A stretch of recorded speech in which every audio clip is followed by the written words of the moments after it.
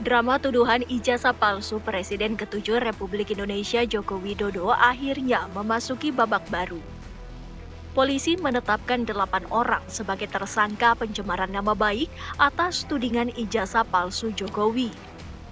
Sebelum menetapkan 8 tersangka, polisi telah memeriksa 130 saksi dan 22 ahli dari berbagai lembaga, termasuk melakukan pemeriksaan laboratorium forensik. Sebelumnya, Joko Widodo melaporkan sejumlah pihak termasuk Roy Suryo dan Dr. Tifa yang menyebut ijazah sarjana UGM-nya palsu ke Polda Metro Jaya. Usai melakukan penetapan tersangka, Polda Metro Jaya akan segera melayangkan surat panggilan pemeriksaan terhadap 8 tersangka kasus tuduhan ijazah palsu Joko Widodo. Tim TV One mengabarkan.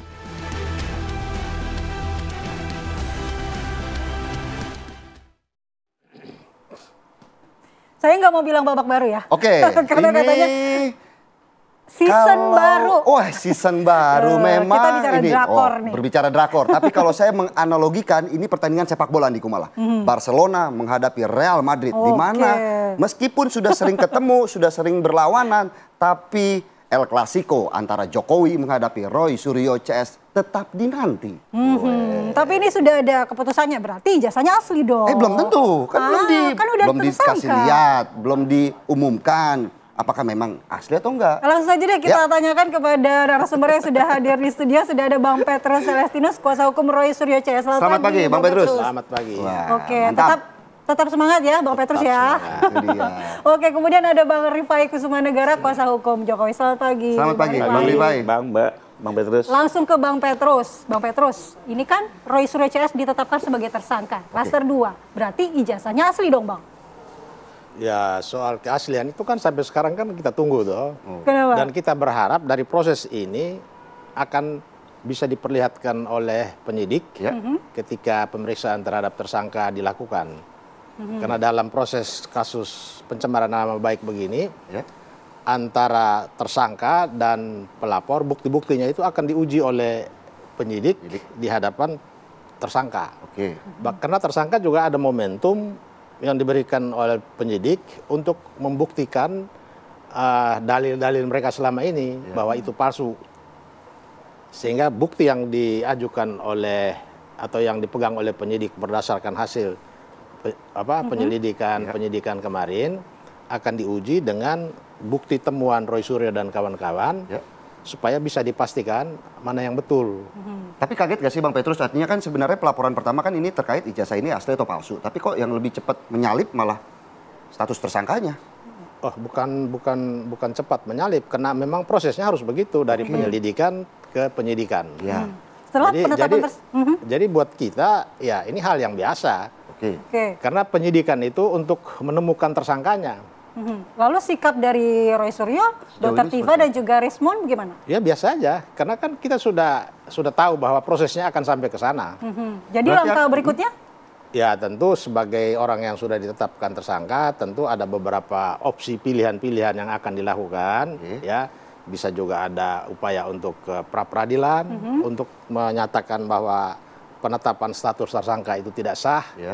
Bisa juga dengan dialog atau bukti-bukti yang diajukan oleh tersangka, lalu polisi, penyidik berubah pikiran bahwa inilah yang betul, tanpa harus pra peradilan, penyidik bisa hentikan penyidikan. Bisa saja batal, artinya begini, artinya ini berarti resiko yang sudah diperhitungkan oleh Bang Petrus tim, juga Roy Suryo CS, artinya ini resiko yang harus diambil untuk kemudian membuktikan ijazah ini asli atau palsu. Ya, betul. Jadi dengan proses ini, ya, bahkan semangat yang ada di dalam teman-teman ini ya, terutama Mas Roy, Rismon Sianipar, Dr. Tifa, semangat mereka itu ya kalau ini berjalan terus sampai ke pengadilan, justru di situ tempatnya untuk ijazah asli ini bisa diperlihatkan. Gitu. Bang Rifai, menanggapi ini apakah tujuan dari tim hukum Anda sudah sampai atau seperti apa? Ya, saya sepakat seperti yang disampaikan Bang Petrus ya. Bahwa sebenarnya kalau bagi kami praktisi sebenarnya penetapan tersangka ini bukan sesuatu yang penting gitu ya. Justru kalau kami sih lebih kepada dua momentum. Kalau kami sebagai lawyer yang mengawal. Pertama, pada saat naiknya dari penyelidikan menjadi penyidikan, Justru di situ sebenarnya sudah terbukti bahwa ini yang dilaporkan Pak Jokowi benar adanya. Ya. Kedua, bahwa Pak Jokowi betul korban fitnah dan betul ada pencemaran. Jadi di situ. Nah, dalam proses penyidikan memang tadi benar ada 2 tugas penyidik, mencari siapa tersangka, kedua mengumpulkan alat bukti. Nah, momentum berikutnya yang buat kami menjadi perhatian adalah penerimaan berkas oleh jaksa. Oke. Sementara kalau soal tersangka buat kami sih itu sesuatu yang biasa ya. Apalagi kalau Pak Jokowi sih kembali lagi dari awal concern dia bukan siapa tersangka, berapa jumlah tersangka, tapi lebih kepada keasal ijazahnya bisa diuji di pengadilan secara terbuka dan diikuti oleh publik. Lalu kedua, bahwa nama baiknya bisa dipulihkan. Berarti timnya kuasa hukumnya dari Pak Jokowi sendiri mengaku juga artinya sama dengan tim dari kuasa hukumnya Pak Roy Suryo CS. Tidak kaget bahwa penetapan tersangka ini juga sudah terjadi, diperhitungkan, sudah diprediksi. Mekanisme yang harus berjalan sebagaimana mestinya sesuai amanah undang-undang. Oke. Jadi memang tahapan ini harus terjadi. Jadi santai aja begitu. Betul. Kalau kami justru lebih yang tadi pada saat naiknya dari penyelidikan ke penyidikan justru gitu ya. Dan nanti pada saat diterima berkas oleh jaksa penuntut umum. Apakah juga ini juga momen yang ditunggu-tunggu oleh tim dari Pak Jokowi untuk kemudian ini momentum yang untuk membuktikan bahwa ijazah ini asli? Kalau kami justru kalau soal asli, kalau buat kami sudah clear ya. Oke. Justru bukan di sini. Pada saat di Barreskrim, laporan pertama kali dilaporkan oleh Egy Sujana dan kawan-kawan, lalu dihentikan penyelidikannya, maka buat kami itu di situ sudah selesai. Tapi menurut Bang Petrus itu masih bisa diuji di pengadilan. Untuk di perkara yang kedua. Nah, jadi ini bisa 2. Jadi pertama sudah ada pengujian di Barreskrim dan dinyatakan tidak ada tindak pidana. Artinya apa? Ijazah ini clean and clear. 1. Ya. Lalu karena di kasus yang kami laporkan ini ada tindak pidana fitnah, maka soal fitnah ini harus dibuktikan. Bagaimana caranya? Ya soal ijazah diuji kembali. Dan buat kami nggak ada masalah. Apalagi di yang tahap pertama sudah clean and clear ya. Dan hasil laporannya juga lebih kurang kan kita lihat clean and clear. Bahkan yang sekarang ini jauh lebih komprehensif. Waktu dulu hasil laporannya Barreskrim kan sempat dipersoalkan. Kenapa hanya ijazah dengan teman-temannya, jangan-jangan semua temannya palsu, kata Bang Roy gitu ya. Gitu ya. Terus kenapa, ya banyak pertanyaan. Nah semua pertanyaan ini sudah dikompulir oleh penyidik Polda dan diuji ulang oleh Barreskrim dan sekarang tuh bahkan sampai 500 bukti.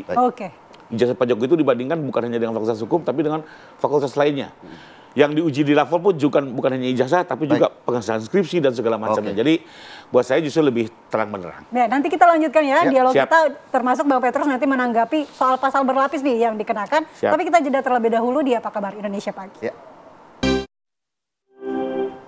Kita lanjutkan dialog di Apa Kabar Indonesia Pagi. Bang Petrus ditetapkan sebagai tersangka, Roy Suryo CS juga dikenakan pasal berlapis. Apakah menurut Anda ini sudah proporsional atau sengaja memaksimalkan hukuman kepolisian? Memang dari sejak awal kita tidak sepakat soal penempatan pasal 32, 35 Undang-Undang ITE. Karena pasal-pasal itu jauh dari apa yang disangkakan di dalam pasal utama mengenai pencemaran nama baik itu.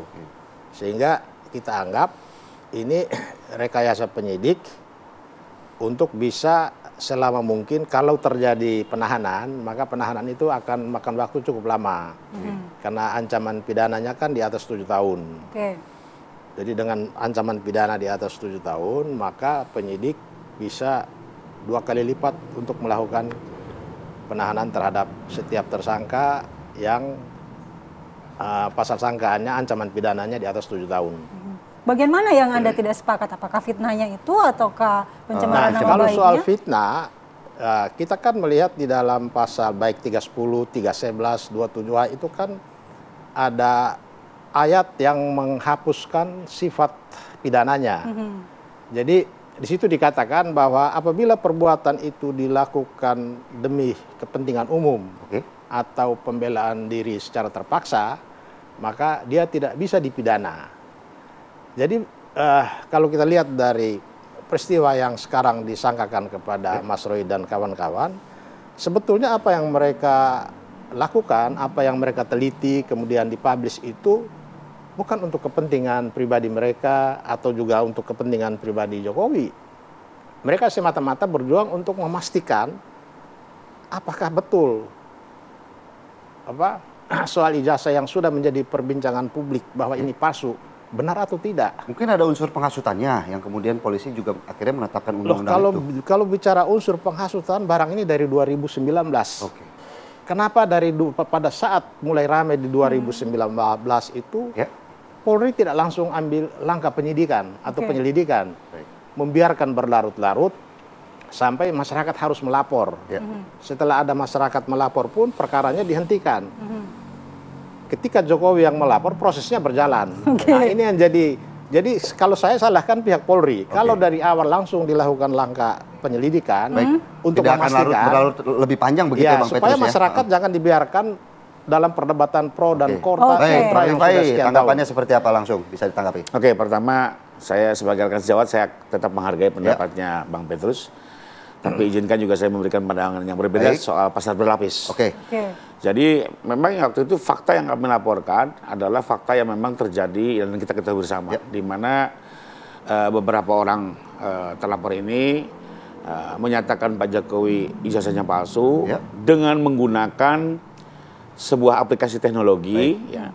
Bahkan yang dilakukan adalah ijazah digital Pak Jokowi itu dianalisis secara analog, dipotong-potong, baik fotonya, fotonya Pak Jokowi dipotong, diadukan dengan Pak Dulmatno, kita ingat ya, tanda tangan Pak Rektor dipotong-potong, diadukan dengan data lain.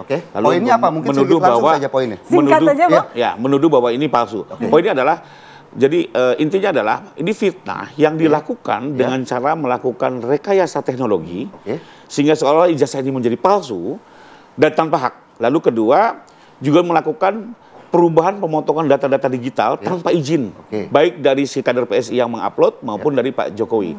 Fakta ini yang kita sampaikan. Nah, kenapa? Karena buat kami menarik. Kok bisa sebuah teknologi membuat ijazah palsu asli menjadi palsu? Pak Jokowi yang betul-betul kuliah dan menerima ijazah ini kan tentunya keris. Ini didalami. Dan ternyata setelah 22 ahli diperiksa, terlihat bahwa memang apa yang dilakukan ini adalah rekayasa teknologi yang tidak sah. Tapi nanti saya nggak mendahului, silakan di persidangan nanti diuji. Nanti kita tunggu di persidangan. Jadi artinya memang selain 310 dan 311, ada pasal 32 dan 35 yang memang ada faktanya. Apakah ini terbukti atau tidak? Nanti di persidangan. Jadi contohnya gini, orang menipu misalnya dengan seolah-olah punya tender batubara. Ternyata kemenangan tender ini palsu. Maka memang kita bisa menggunakan adalah 3738 dan 263. Ya, itu yang kita tunggu. Bagaimana kemudian soal yang kedua soal kepentingan umum, saya mau komentari. Langsung saja pendek aja. Menurut saya nggak kepentingan umum, tapi lebih kepada kepentingan politik. Terima kasih. Karena kita ketahui bersama bahwa di persidangan dibuktikan. Tidak objektif lah sebagai ahli. Terima kasih Bang Rifai, Bang Petrus untuk Petrus. waktunya pada pagi hari ini. Dan pemirsa, perbincangan terkait ijazah Jokowi asli sama palsu ini masih terus berlanjut. Tentunya kita akan tunggu bagaimana babak selanjutnya. Terima kasih atas perhatian Anda. Saya Niko Mala. Saya Phil Pusionaso. Sampai jumpa.